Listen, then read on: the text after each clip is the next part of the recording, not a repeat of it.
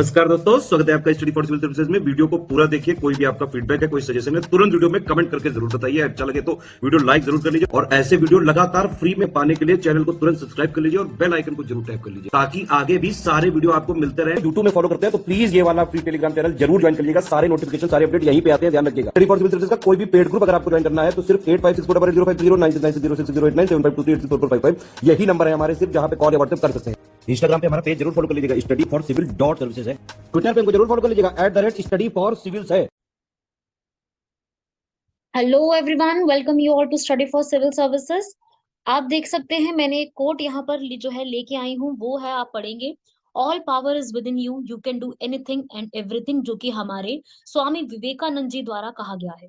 ये कोट मैंने यहाँ पर क्यों इकट्ठा किया है आपके सामने, स्टार्टिंग में ही ये कोट क्यों लेके आई हूँ, क्योंकि मैं आपको ये बताना चाहती हूँ कि पहली बात तो ये एक महान व्यक्ति का कोट है। दूसरी चीज, ये इनका 12 जनवरी को बर्थडे आता है, जिसके लिए हम लोग भारत में national youth day, Bharatiya Yuva दिवस के रूप में हम लोग मनाते हैं। तो ये एक मेरा इंपॉर्टेंट यहाँ पे समझाने के लिए स्टार्टिंग से ही है, ताकि वीडियो को स्टार्टिंग से ही देख के आप समझ जाएंगे और लंबे समय के लिए आपको ये कॉन्सेप्ट याद रहेगा कि 12 जनवरी को नेशनल यूथ डे मनाया जाता है। चलिए शुरू करते हैं हम लोग यहाँ पर अपने आर्टिकल को। हमारा 8 जनवरी से 14 जनवरी के जो जो इंपॉर्टेंट करंट अफेयर्स बनते हैं उसको हम लोग स्टार्ट करते हैं। देखिए भाई, सबसे पहला इंपॉर्टेंट करंट अफेयर ये है कि 10 जनवरी को, सॉरी 9 जनवरी को हमारा जो है भारत में क्या दिवस मनाया जाता है? भारतीय प्रवासी दिवस। क्यों मनाया जाता है भारतीय प्रवासी दिवस 9 जनवरी को? क्या खास ऐसा रीजन है भाई? तो देखिए, 9 जनवरी 1915 को भारत में जो हमारे गांधी जी हैं वो साउथ अफ्रीका से लौटे थे। इसलिए जो है इसको, इसके रूप में हम लोग इसको माइग्रेशन डे के रूप में इसको हम लोग मनाते हैं। माइग्रेशन डे भी कहते हैं, साथ ही साथ इसको एनआरआई डे के रूप में भी जाना जाता है। राइट, तो इसको आप लोग जरूर लिख लीजिएगा। इंडिया का माइग्रेशन डे है, वर्ल्ड का माइग्रेशन डे 18 दिसंबर को आता है। मैं अभी इंडिया के माइग्रेशन डे की बात करूँ, इसके पीछे का रीजन आप लोगों को क्लियर हो जाना चाहिए। रीजन हमारे लिए बहुत इंपॉर्टेंट है। गांधी जी साउथ अफ्रीका से रिटर्न होके आए थे, पढ़ाई और अपना जो बोयर वॉर था पूरा उसको कंप्लीट करके आए थे। और अभी हमसे क्या क्वेश्चन पूछा जाएगा कि ये जो है कहाँ पर मनाया गया है? तो ये इंदौर मध्य प्रदेश में मनाया गया, जिसकी थीम क्या है? थीम पढ़ेंगे सब लोग, reliable partners from India progress in Amritkaal. जानते हैं सब लोग अमृतकाल चल रहा है, सो अमृतकाल में भारत की प्रगति के लिए विश्वसनीय भागीदार के रूप में इसको है। और इसी समय पे प्रधानमंत्री ने हमारे एक पोस्टल स्टैम्प रिलीज करी है, सुरक्षित जिए प्रशिक्षित जिए, ताकि यहाँ पर स्किल्ड माइग्रेशन जो है उनके महत्व को यहाँ पर दिखाया जा सके। सो ये एक इंपॉर्टेंट है कि ये एक प्लेटफॉर्म देता है एनआरआई के लिए, जो उन्होंने इंडिया में इतना ज्यादा जो है वो प्रोग्रेस किया है, और आगे आने वाले सिटीजन जो हैं वो भी उस चीज के लिए ध्यान में रखें, उसको आगे फॉलो करें। देखो भाई, ये जो डिसीजन लिया कब किया था, ये हमारे लिए इंपॉर्टेंट बन जाएगा। ये डिसीजन जो है HLC हाई लेवल कमेटी ने यहाँ पर लिया था, LM सिंघवी की, अटल बिहारी वाजपेयी जी के समय में ये किया गया था, और तभी से ये चीज जो है वो इस दिन के रूप में इसको हम मनाते हैं। क्लियर हो गया सबको यहाँ तक? ये काफी इंपॉर्टेंट है। नेक्स्ट एक स्कीम है जिसका नाम है young professional scheme. Young professional scheme जो है, ये हमारे से ये पूछा जाएगा कि ये यंग प्रोफेशनल स्कीम किसके साथ हमने साइन करी है। सो देखिए, यंग प्रोफेशनल स्कीम जो है हम लोगों ने साइन करी है, साइन तो हमने पहले ही कर ली थी यूके के साथ, लेकिन इसको अब लागू यहाँ पर किया गया 2021 में ही। इस पूरे को एक एमओयू को, एमओयू क्या होता है? मेमोरेंडम ऑफ अंडरस्टैंडिंग, पहले ही साइन किया जा चुका था। मेमोरेंडम ऑफ अंडरस्टैंडिंग का मतलब होता है कि दोनों के ऊपर लीगल बाइंडेशन नहीं है, दोनों जो है यहाँ पर अंडरस्टैंडिंग ट्रस्ट बेस्ड यहाँ पे सॉल्यूशन निकाल रहे हैं। सो ये अभी यहाँ पर हम लोगों ने स्टार्ट कर दिया है, इसको लॉन्च भी कर दिया गया है। भारतीय प्रवासी दिवस वे ही इसको लॉन्च किया गया है, ठीक है ना? दोनों तभी मैंने एक साथ रखी है। ये पहले जो G20 समिट हुआ था बाली इंडोनेशिया में, वहां पे साइन किया गया था, और अब इसको यहाँ पर इम्प्लीमेंट हो गया। तो क्वेश्चन हमारा बनेगा, इंडिया और ब्रिटेन के बीच में ये क्या है? ये जो है हमारे 18 से 30 वर्ष आयु के बीच में जितने भी इंडियन सिटीजन हैं, 30,000, 3,000 सॉरी, 3,000 यहाँ पे डिग्री होल्डर लोगों को यहाँ पे एक दूसरे की कंट्री में यहाँ पर 2 सालों के लिए काम करने की अनुमति देता है, वहां पे रहने की भी अनुमति देता है। ठीक है, और ये मार्च से जो है वो होपफुली शुरू हो जाएगा, प्रॉपर इसका प्रोसेस यहाँ पे स्टार्ट हो जाएगा। तो यंग इंडियंस के लिए वहां पे ब्रिटेन का जाकर का, या फिर ब्रिटेन के लोगों के लिए इंडिया में आकर के एक्सपीरियंस देखना, हमारे कल्चर को जानना, प्रोफेशनल्स को यहाँ पर देखना, इन सब चीजों के बीच में इसको स्टार्ट किया गया है। क्लियर हो गया यहाँ पर? धीरे धीरे करके जो है इसकी टॉक्स जो है, नेगोशिएशंस जो है वो और बढ़ती जा रही है। सो ये पूरा आर्टिकल है इंडिया यूके प्रोफेशनल स्कीम, इसको जरूर याद रखिएगा, एग्जाम में से क्वेश्चन आने का काफी अच्छा चांस है। ठीक है, क्योंकि दोनों सरकार इसके ऊपर इम्प्लीमेंट इसको कर रही है, तो there is a high chance कि आपसे क्वेश्चन बनेगा, और इससे ये है कि भाई अपॉर्चुनिटी इंक्रीज होंगी, और एम्प्लॉयमेंट जो है वो काफी ज्यादा इंक्रीज होगा। चलिए, नेक्स्ट एस्पिरेशनल ब्लॉक प्रोग्राम। ये आप लोगों ने जरूर सुना होगा, एस्पिरेशनल डिस्ट्रिक्ट प्रोग्राम के रूप में जरूर सुना होगा। आप लोगों में से जो भी स्टूडेंट्स पढ़ रहे हैं लगातार, उन्होंने इसका नाम जरूर सुना होगा। तो ऐसा ही अब एक नया सिस्टम आ गया एस्पिरेशनल ब्लॉक प्रोग्राम के नाम से। पहले हुआ करता था डिस्ट्रिक्ट प्रोग्राम, उसी के सेम जैसा ये बनाया गया है। कब बनाया गया? ये अभी 5 से 7 जनवरी के बीच में इसको लागू करने की बात की गई है। ये पिछले साल यहाँ पे लागू हो गया था, बजट में आया था, लेकिन ये अभी इतना खासा हो नहीं पा रहा था, पर ये अब शुरू हो चुका है। अभी इसको सेकंड जो यहाँ पर चीफ सेक्रेटरीज की कॉन्फ्रेंस होती है, इसमें इसको लागू किया गया है। और इसमें वही क्या है, कोशिश क्या की गई थी? देखो, जो हमारा डिस्ट्रिक्ट प्रोग्राम था, जो हमारा पहले का जिला पूरा प्रोग्राम चल रहा था, उसमें 112 जिलों को कवर किया जा रहा था, 2018 में लॉन्च किया था, नीति आयोग चला रही थी। इस प्रोग्राम में क्या होगा, यहाँ पर अब जो है 500 से ज्यादा डिस्ट्रिक्ट को अभी स्टार्ट किया जाएगा। और बेसिकली इनका फोकस किन एरिया पे होगा? यूपी, बिहार, एमपी, वेस्ट बंगाल, झारखंड और उड़ीसा। ठीक है, इन पे फोकस होगा और इन्हीं के ऊपर जो है इनको ऑब्जेक्ट दिया जाएगा, इनको रैंकिंग प्रोवाइड की जाएगी, अलग अलग मिशन स्टार्ट किए जाएंगे। तो ये याद रखिएगा, ये नीति आयोग के मिशन में याद रखिएगा, aspirational district programme, aspirational block programme. और एक क्वेश्चन 2019 में यूपीएससी द्वारा भी पूछा गया था कि एक जो हमारा अटल इनोवेशन मिशन है, एटीएम के, एआईएम के नाम से जाना जाता है, अटल इनोवेशन मिशन, जिसके अंदर जो एमएसएमई है, एनजीओ है, स्कूल लेवल पे आगे एंटरप्रेन्योरशिप को प्रमोट करने के लिए बात की गई थी। तो ये भी नीति आयोग ने स्टार्ट किया था। ठीक है, तो अटल इनोवेशन मिशन भी याद रखिएगा, नीति आयोग की स्टार्ट, ये भी नीति आयोग का, पूरा नीति आयोग का ही एक प्लान बनाया गया है। ठीक है भाई, सो ये याद रखिएगा, पूरा प्रोग्राम के बारे में क्वेश्चन बन सकता है। एस्पिरेशन का मतलब यही होता है, जैसे आप लोग अभी एग्जाम देने की तैयारी कर रहे हो, आप लोग अभी क्या हो? एस्पिरेंट्स हो। आप लोग एस्पायर कर रही हो उस पोस्ट के लिए, तो आप लोग क्या कहलाएंगे? एस्पिरेशनल्स। तो यही है, जो लोग, जो यहाँ पर ब्लॉक, जो जिले यहाँ पर जो है एक बेहतर करना चाहते हैं, और आगे बेहतर करने के बाद वही जिले आगे चल के हमारी स्टेट को और बेटर बनाएंगे। पहले एक डिस्ट्रिक्ट बढ़िया बनेगा, पहले एक ब्लॉक बढ़िया, ब्लॉक सही बनेगा, फिर ब्लॉक से हमारा डिस्ट्रिक्ट होगा, डिस्ट्रिक्ट से हमारी सिटी आएगी, और सिटी से हमारी एक स्टेट, और स्टेट से करते करते इंडिया। ये है इसका रोड मैप, जो एक एक करके यहाँ पे बढ़ेंगे, वो कुछ इस प्रकार से चीजों को बढ़ाया जाएगा। नेक्स्ट आर्टिकल की तरफ बढ़ते हैं। नेक्स्ट आर्टिकल है हमारा, प्रधानमंत्री ने यहाँ पर अभी जो है वो एक रिसेंटली यहाँ पर शेयर करी है पिक्चर्स, किसकी? परशुराम कुंड फेस्टिवल की। सो अभी यहाँ पर परशुराम कुंड महोत्सव जो है वो मनाया जा रहा है। तो हमसे क्या क्वेश्चन बनेगा, परशुराम कुंड महोत्सव कहाँ मनाया जाता है? देखिए भाई, very very very very important ये आ सकता है। ये यहाँ पर परशुराम कुंड जो है वो एक हिंदू पिलग्रिमेज साइट, एक हिंदू तीर्थ स्थल में शामिल है, जो कि ब्रह्मपुत्र जो एरिया है, ब्रह्मपुत्र का जो पठार है, जो रिवर फ्लो करती है, जब वहां से लोहित रिवर उसको मिलती है आके, उस रीजन में, बेसिकली तेजू एक रीजन है, ये आपका अरुणाचल प्रदेश में पड़ता है, वहीं पर इसको मनाया जाता है। और ऐसा नहीं है सिर्फ भारत के लोग इसमें आते हैं, नहीं, नेपाल से भी बहुत से लोग यहाँ पे आते हैं, आसाम, हमारे सिक्किम, वहां से भी बहुत सारे साधु डिवोटीज आते हैं हर महीने 14, सॉरी हर साल यहाँ पर 14 जनवरी के समय में। ठीक है, जब मकर संक्रांत होती है, मकर संक्रांत यहाँ पर फेस्टिवल के रूप में, परशुराम कुंड फेस्टिवल के रूप में मनाया जाता है, परशुराम मंदिर के वहीं पर ही।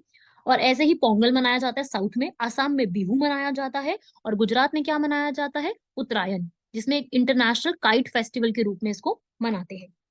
इसकी रिलीजियसली भी काफी ज्यादा इंपॉर्टेंट है। आप लोग जानते हैं मकर संक्रांति के दिन में जो है, अगर आप किसी कुंड में यहाँ पर आप जो है स्नान करते हो, तो आपके पाप धुल जाएंगे। इसके पीछे बहुत अच्छी एक स्टोरी है। ऐसा कहा जाता है कि जो लॉर्ड परशुराम है, ये लॉर्ड विष्णु के छठे अवतार है। तो उस हिसाब से ही जो इसके पीछे एक स्टोरी चलती आ रही है, उसके तहत इसको पूरा बनाया जाता है। और टूरिज्म भी काफी ज्यादा प्रमोट होता है। यहाँ पर जो हिल का एरिया है वो काफी ज्यादा प्रमोट होता है, रिवर राफ्टिंग होती है, तो काफी अच्छा एक रूप में मनाया जाता है, जिसको नॉर्थ ईस्ट का कुंभ के रूप में भी जाना जाता है। तो ये क्वेश्चन आपके लिए इंपॉर्टेंट है, परशुराम कुंड फेस्टिवल कहाँ पे है, कैसे है, इस पे सवाल बन सकता है। नेक्स्ट हमारी इंपॉर्टेंट न्यूज देखेंगे। अभी रिसेंटली ही जो है इंटरनेशनल हॉकी फेडरेशन ने यहाँ पर जो इंडिया में जो वर्ल्ड कप यहाँ पर हो रहा है हॉकी का, वो यहाँ पर हॉकी वर्ल्ड कप कहाँ पे ऑर्गेनाइज किया जा रहा है? इंडिया के अंदर इसको ऑर्गेनाइज कहाँ किया जा रहा है? ये ऑर्गेनाइज किया जा रहा है भुवनेश्वर, उड़ीसा, और रौड़केला में इसको ऑर्गेनाइज किया जा रहा है। और मैं बता दूं, इसका जो एक मैस्कट है वो भी यहाँ पर, मैं आपको मैस्कट भी दिखा देती हूँ। ये इसका कुछ एक मैस्कट के रूप में ऑर्गेनाइज किया गया। मैं बता देती हूँ कहाँ कहाँ पे है। अगर मैं बात करूँ भुवनेश्वर में, कहाँ पे होगा ये मेंस हॉकी कप? मेंस है ये, याद रखना, 2023 का men's hockey cup 15th addition है इसका। ये भुवनेश्वर में ऑर्गेनाइज किया जा रहा है, कलिंगा स्टेडियम। कलिंगा सुना होगा ना, बहुत पुराना नाम है उड़ीसा का। और राउरकेला के अंदर इसको कहाँ पे मनाया जाता है? राउरकेला में इसको मनाया जा रहा है बिरसा मुंडा हॉकी स्टेडियम। ठीक है, बिरसा मुंडा सब लोगों को पता होगा आई होप। तो राउरकेला उड़ीसा के अंदर है। ठीक है, तो ये एक सिटी है। तो 13 से 29 जनवरी 2023 तक भारत में world men's hockey world cup को यहाँ पर मनाया जा रहा है। वेरी वेरी इंपॉर्टेंट, सीधा सीधा क्वेश्चन इसके ऊपर बन सकता है, कहाँ पे मनाया जा रहा है, क्या है, किस तरीके से मनाया जा रहा है। इसकी टिकट प्राइस वगैरह भी अब जो है वो मिलनी शुरू हो गई हैं। और काफी ज्यादा जो है इसकी शेड्यूल वगैरह को आप देख सकते हैं, अगर आप में से कोई उसके आसपास रहता है, अगर वो कभी शौकीन है तो वो बिल्कुल जा सकता है। और साथ ही साथ जो है इंटरनेशनल हॉकी फेडरेशन यहाँ पर इसको ऑर्गेनाइज कर रही है। और जो हमारी ये इंटरनेशनल हॉकी फेडरेशन है, इसके हेडक्वार्टर्स खुद के कहाँ पर है? Lausanne Switzerland. Lausanne Switzerland. ठीक है, जो पूरे वर्ल्ड में हॉकी होता है, पूरे हॉकी को यहाँ पर जज करने के लिए इंटरनेशनल हॉकी फेडरेशन जो है वही रिस्पॉन्सिबल है, जो कि जिसका गठन 1924 में हुआ था। लिख लीजिए इस फैक्ट को भी। लास्ट हॉकी का वर्ल्ड कप कहाँ खेला गया था? 2018 में खेला गया था। ठीक है, और ये सब याद रखिएगा, ये सब क्वेश्चन जो है एग्जाम में बन सकते हैं। कि आप भी जानते हैं यूपीएससी जो है या फिर स्टेट पीसीएस जो है, काफी ज्यादा इस प्रकार के अब जो सवाल है वो और ज्यादा पूछने लग गए हैं। तो इसमें आपको ये जरा जो है मैं चाहूंगी कि आप लोग उसको जरूर लिख लीजिएगा। इसके अंदर डिफरेंट डिफरेंट पूल्स बनाए जाते हैं। डिफरेंट इसमें pool A, pool C, pool D करके कंट्रीज है। हमारी इंडिया का जो है वो पूल डी के अंदर नंबर आता है। और फिर उसके बाद जो है आपने ये जो शेड्यूल इसका रिलीज कर दिया गया, अगर आपकी कोई इच्छा हो तो आप लोग इसको जरूर देख लीजिएगा। ये उड़ीसा पूरा इसको होस्ट कर रहा है, वेन्यू इसका उड़ीसा है, राइट। इंडिया का पहला मैच जो है वो 13 जनवरी को होने हुआ है, और स्पेन के अगेंस्ट हुआ है भुवनेश्वर स्टेडियम में। ठीक है, और यहाँ पर जो अभी एक जो है मैस्कट आप देख रहे हैं सामने, मैस्कट जो है यहाँ पर हॉकी का अभी 2023 का इंडिया का ऑर्गेनाइज कर दिया गया। आप सामने पिक्चर में देख रहे हैं, ये एक पर्सन भी क्या कहूँ मैं, यहाँ पर एक मेंस वर्ल्ड कप का ये मैस्कट जो है वो बना दिया गया है। इसका नाम क्या रखा गया भाई? इसका नाम रखा गया है ओली। ओली क्या है? Olive Ridley turtles. ये टर्टल्स है एक, जो कि उड़ीसा के कोस्ट पे मिलती है। I hope everyone knows about that Oli. Question आ सकता है, ओली क्या है? ये न्यू मैस्कट है, किसके नाम पे रखा गया है? ये ऑलिव रिडले टर्टल्स के रूप में रखा गया है। ये ऑलिव रिडले टर्टल्स वहां मिलती हैं। ठीक है, बहुत छोटी सी सी टर्टल्स होती है, जो कहाँ कहाँ पे मिलती है? इंडियन ओशन के अंदर मिलती है और एटलांटिक ओशन के अंदर मिलती है। ठीक है, और साथ ही साथ ये जो वहां का बाहिर माथा बीच है और ऋषिकुलिया बीच है, वहां पर इसको जो है उसके कनेक्शन को ऑर्गेनाइज करने के लिए, और मैं भी आपको एक चीज बता दूं, मिलियंस ऑफ टर्टल्स जो हैं, ऑलिव रिडले टर्टल्स फीमेल जो हैं, वो इकट्ठा होती हैं यहाँ पर।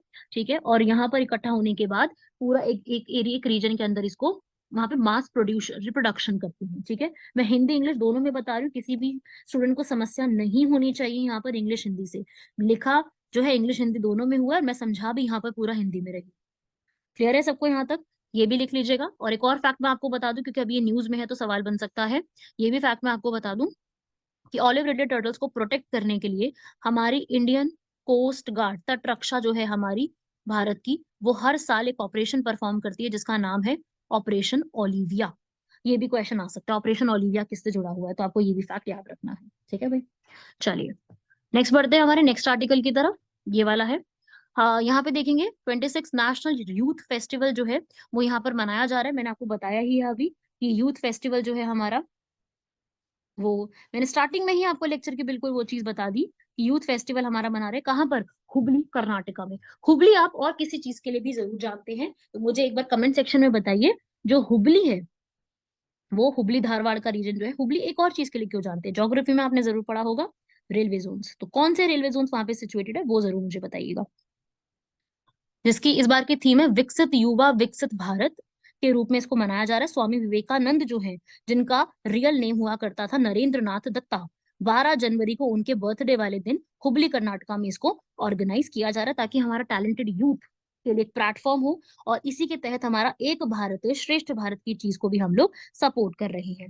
बेसिकली ये जो G20 के है ना समिट, उसी से जुड़ा हुआ, इसको आगे हम बढ़ाने की कोशिश कर रहे हैं। अलग अलग कैटेगरी से लोगों को भी यहाँ पे इन्वाइट किया गया है। Food festival, artist camps, army, navy, air force, इन सबको जानिए। इन सब चीजों को प्रमोट करने के लिए इवन योगा भी इसमें इंक्लूडेड है।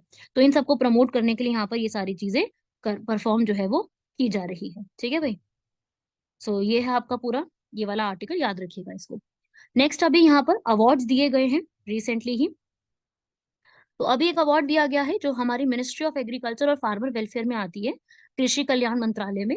ई नाम, ई नाम जो स्कीम है यहाँ पर, एनएएम क्या चीज है? National agriculture market. ये ऑनलाइन प्लेटफॉर्म है एग्रीकल्चर की चीजों का लेन देन करने के लिए।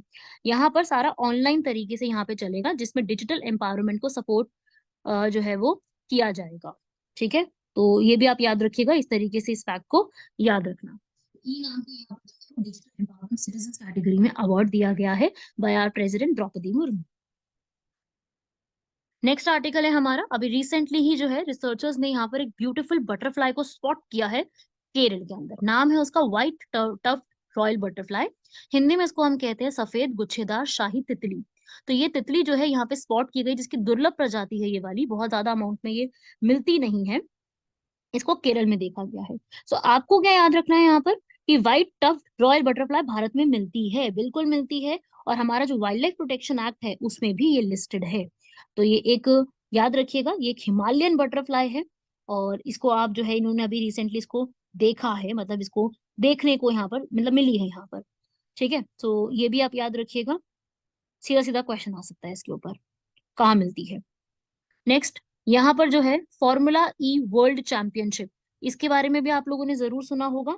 फॉर्मूला जो यहाँ पर वर्ल्ड चैंपियनशिप होती है, उसके तहत यहाँ पर जो हैदराबाद के अंदर इसको जो है ऑर्गेनाइज किया जा रहा है। तो हमारे यहाँ पर पहली बार फॉर्मूला रेसिंग जो होती है वो ऑर्गेनाइज भारत में पहली बार की जा रही है, और इसकी पहली टिकट जो है वो तेलंगाना के चीफ सेक्रेटरी है उनके द्वारा बुक की गई है। इसके अंदर जो है काफी और भी लोग यहाँ पर आ रहे हैं, और ये सबसे बड़ी बात ये है कि ये पूरा प्रोजेक्ट नेट जीरो कार्बन रहेगा, शून्य कार्बन का खेल रहेगा। 11 टीमें आ रही हैं, 23 कारें, और जो है उस तरीके से यहाँ पे इसको स्टार्ट किया जाएगा। करीब 22,000 टिकट्स इसके लिए अवेलेबल है। तो क्वेश्चन क्या आएगा कि पहली बार इंडिया का फॉर्मूला रेसिंग जो एक चैंपियनशिप है वो कहाँ पे हो रही है? आंसर क्या है? हैदराबाद। अभी आपने पढ़ा हैदराबाद में ये हो रहा है, अभी आपने उड़ीसा के बारे में पढ़ा, वर्ल्ड कप जो है वो हॉकी का हो रहा है। एक आप लोगों ने पढ़ा G20 भी इंडिया में हो रहा है, इंडिया ने SCO की प्रेसिडेंसी भी ले ली है ना, ये भी मैंने आपको बताया है सारे पिछले वीडियो में।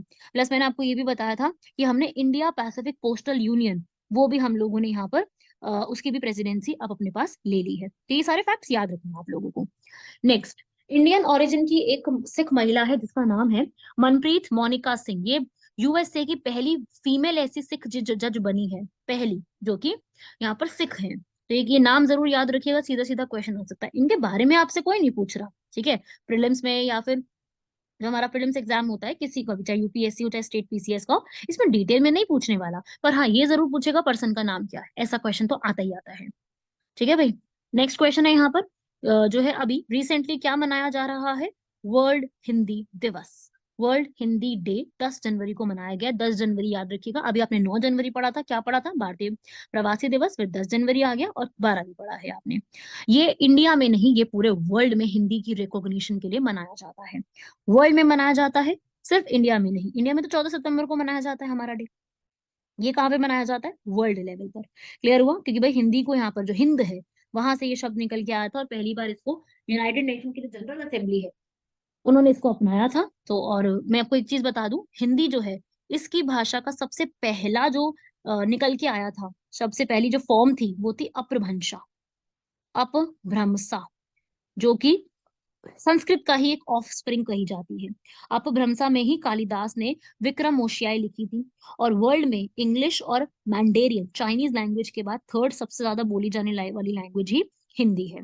ठीक है, बहुत सारी जगह पे, नेपाल में, त्रिनिदाद में, मॉरिशस, फिजी, गुयाना, सुरीनाम में, त्रिनिदाद, बहुत सारी जगह पे हिंदी पॉपुलेशन अभी बोली जाती है। ठीक है, तो ये विश्व हिंदी दिवस है, और ये जो है हमारा विश्व हिंदी दिवस हर साल हम लोग यहाँ पे मनाते हैं। 2006 से ये कार्यक्रम शुरू हुआ था, और हमारी जो एक्सटर्नल अफेयर्स मिनिस्ट्री है ना, विदेश मंत्रालय, वो इसको मनाती है हर 3 साल में। ऐसा नहीं कि हर हर बार मनाती है, हर 3 सालों में।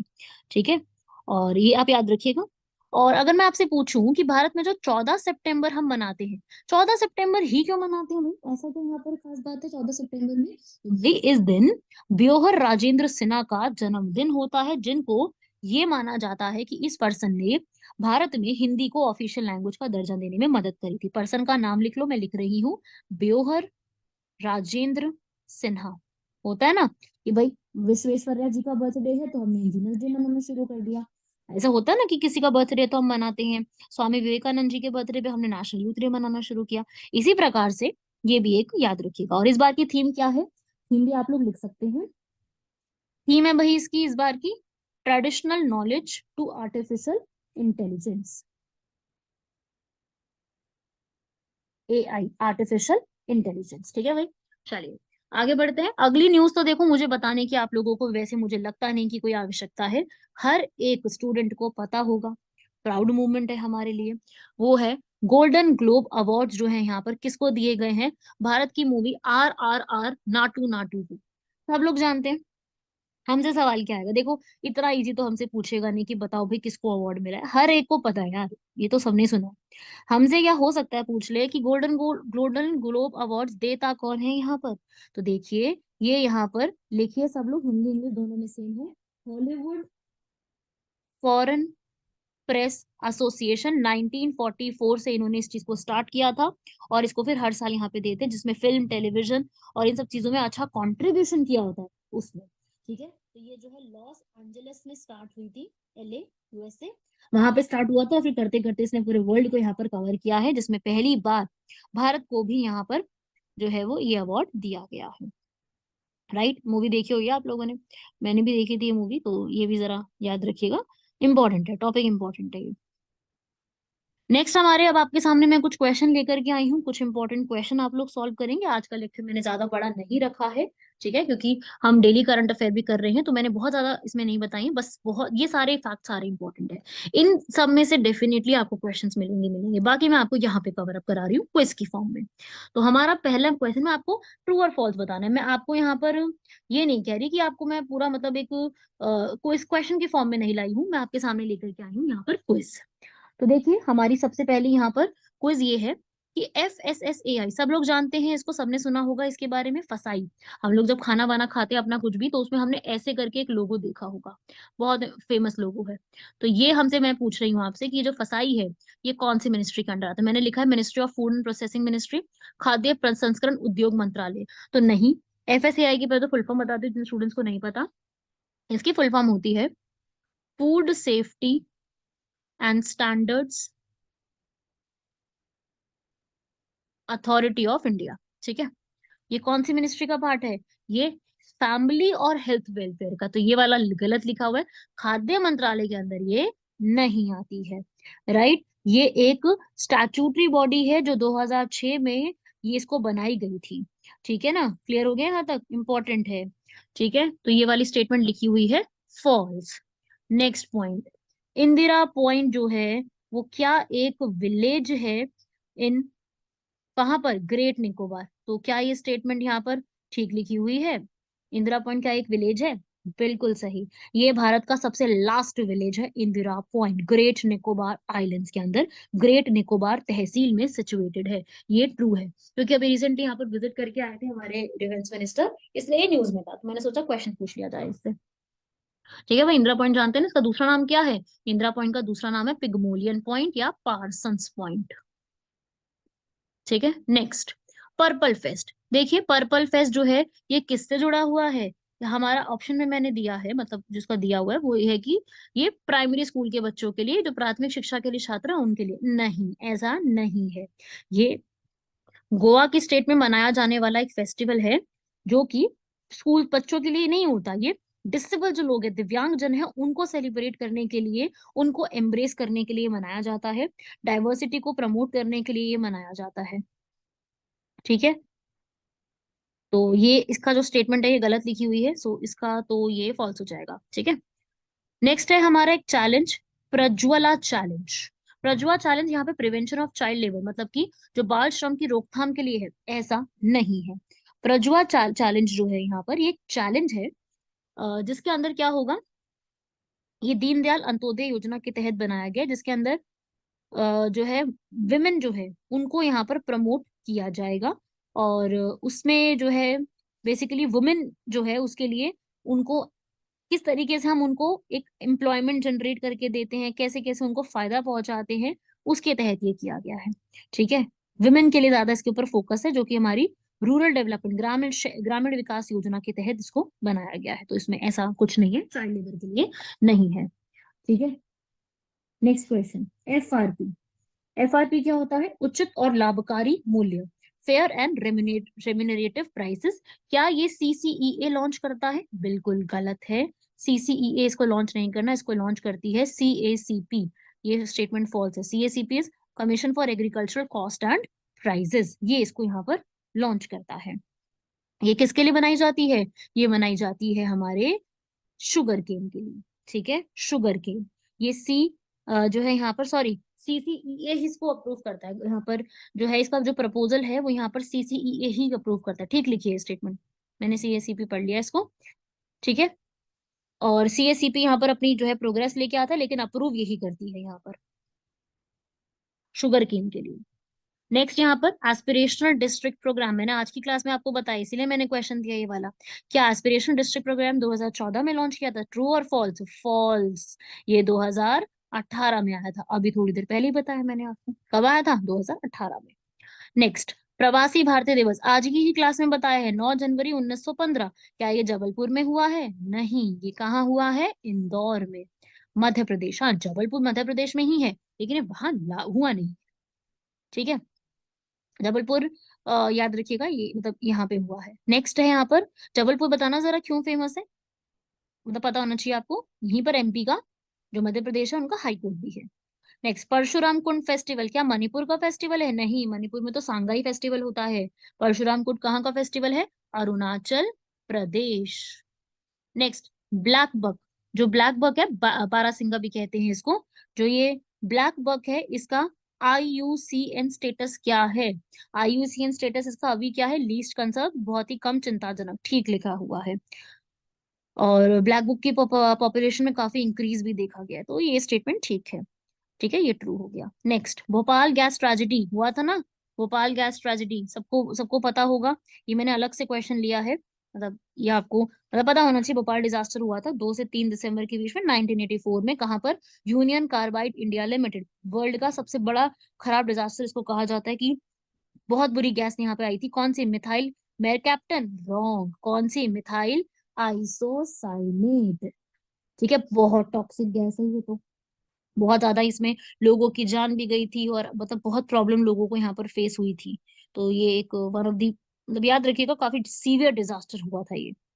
ठीक है, तो ये था आपके कुछ इंपॉर्टेंट क्वेश्चन। अब ये वाला क्वेश्चन भी एक सॉल्व करेंगे, थोड़ा सा बड़ा है, पर पढ़िएगा जरूर। इनमें से किस कमेटी ने ये सुझाव दिया था कि जो राज्यपाल होंगे उनको राज्य के बाहर ही एक प्रतिष्ठित व्यक्ति होना चाहिए, और ताकि मतलब अलग थलग रहेंगे तो उनका जो वहां की जो एक जो लोकल राजनीति है उससे दूर रहेंगे। तो ऐसा जो है पहली बार किसने सजेस्ट किया था, और इनकी इस चीज को आउटसाइडर होनी चाहिए, ये चीज यहाँ पर मानी गई थी। तो वो है हमारी Sarkaria commission 1983। Justice Sarkaria commission काफी कामों के लिए जानी जाती है, जैसे कि इन्होंने इंटर स्टेट रिलेशंस के ऊपर बात करी थी, और इन्हीं के कहने पर पहली बार 1990 में 263 आर्टिकल के तहत इंटर स्टेट काउंसिल भी बनाई गई थी। और प्लस में इन्हीं इन्हीं इन्होंने यहाँ पर सेंटर और स्टेट के बीच में, राज्य और केंद्र के बीच में संबंधों को मजबूत करने की बात कही थी, और इन्होंने गवर्नर के ऊपर भी बात कही थी। ठीक है भाई, याद रखिएगा इसको। इससे भी क्वेश्चन आया था, जो नीचे लास्ट में लिखे है ना, national commission for review of working of constitution, इससे भी क्वेश्चन आया था कि इसके चेयरमैन कौन रहे हैं। इसके चेयरमैन रहे हैं जस्टिस, यूपीएससी ने पूछा था, एम वेंकट चिलैया। ठीक है भाई, तो ये सब फैक्ट्स आप लोगों को याद रखिएगा। आई होप आप लोगों को लेक्चर समझ में आया होगा, क्लियर हुआ होगा, और सब लोगों ने नोट्स इसके बना लिए होंगे। कंप्लीट करके इनको लिख लेना, बना लेना सारे नोट्स को। बहुत बड़ा लेक्चर मैंने नहीं दिया है, ताकि सब लोगों को यहाँ पर क्लियर रहे। ज्यादा बड़े लेक्चर होते हैं ना, फिर तुम लोग सुनते नहीं हो ज्यादा, इसलिए मैंने फिर लेक्चर का जो है अमाउंट उतना ही रखा है, ताकि सब लोगों का सुनने की कैपेसिटी में रहे। चलिए, मिलते हैं आप लोगों से नेक्स्ट क्लास में, तब तक के लिए धन्यवाद, शुक्रिया, जय हिंद।